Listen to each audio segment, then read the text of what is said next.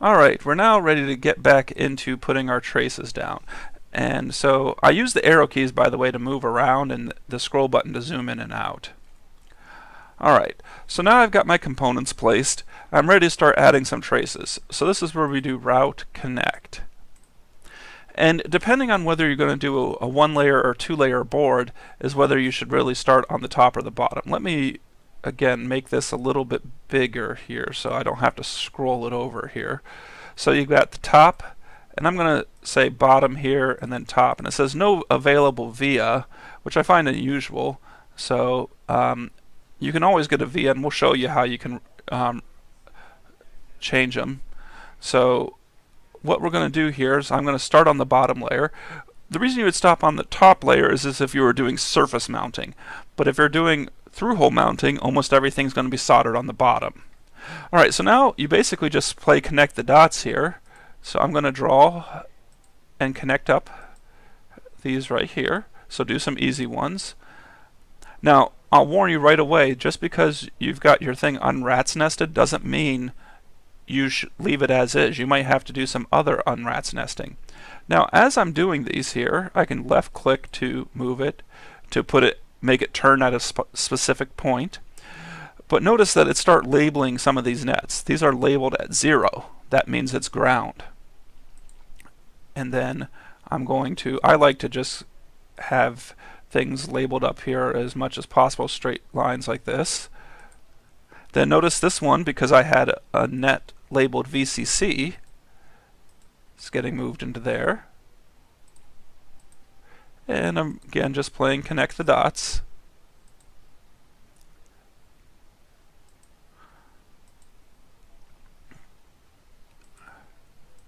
And I would continue on playing the connect the dots, which I will do here, but let's talk about if for some reason we needed to move to the top layer.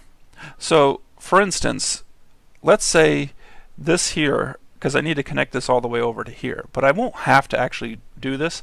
But let's say, okay, I can't cross this, and I can't go through here.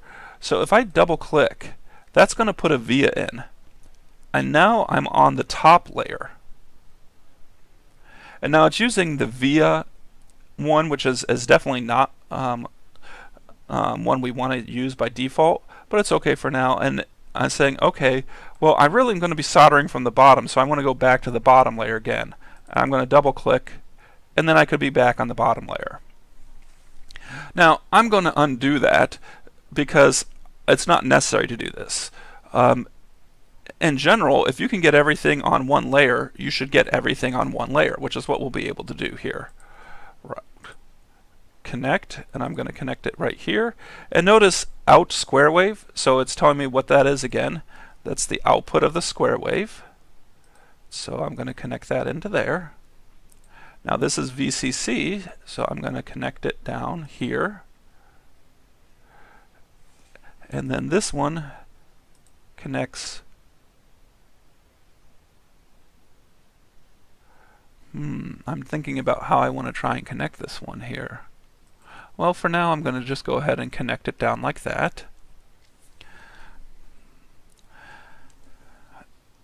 And then we're going to connect this here.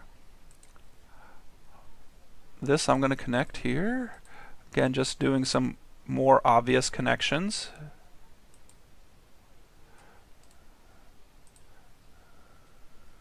Don't know why it's doing that here. I want to try and force it to not do that. I can't get it to, that's fine. This has a connection just going straight across like this. Connect to that. And you can see we're actually getting quite a bit of this easily done on one layer. And then finally connect there. Now we still have two connections to make, and it looks like I will have to do a connection here that is not what am I trying to say? Looks like I'll have to do a topside connection, which I'm not going to. I'm going to show you something else here that is very common to do, and it also means that so we don't etch all the copper away as we want. We talked about having ground planes and power planes. Well, even on a one-sided board, you can have a ground and a power thing, and I'll show you how to do that. So what I'm going to do here is going to be done with my etching right now. So I'm going to say, where am I currently at? I'm in etch bottom. And I'm going to add a shape. And then I'm going to say it's going to just be regular, it's going to be dynamic copper, and it says assign net name, dummy net. Well, I don't want to assign dummy net. I'm going to assign it, and that's why it's good to have net names. I'm going to assign it to net name 0. In other words, that's my ground plane. And what I'm going to do here is I'm just going to create, instead of 90 degrees, I'm going to do orthogonal. So, oops. Yeah, orthogonal. And so I'm going to create, and the red is trying to show you what the shape would be here.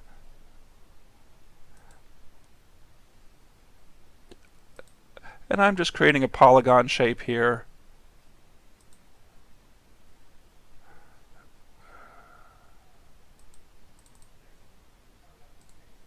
And then done, once you're done with it. And it will just automatically connect in where the red line is.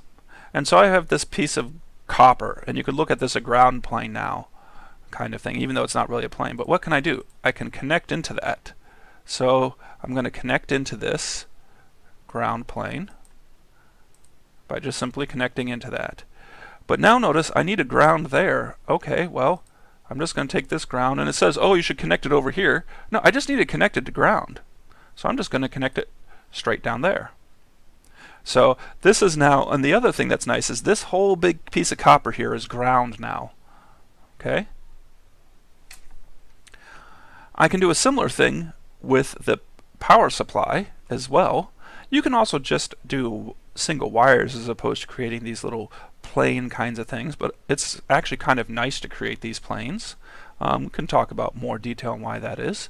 For this last one though, instead of creating another plane, I'll just go ahead and create the line. So I need to connect this to power. So, oh, it looks like I've trapped myself, right? Because the way my ground line, because I was thinking of coming up and over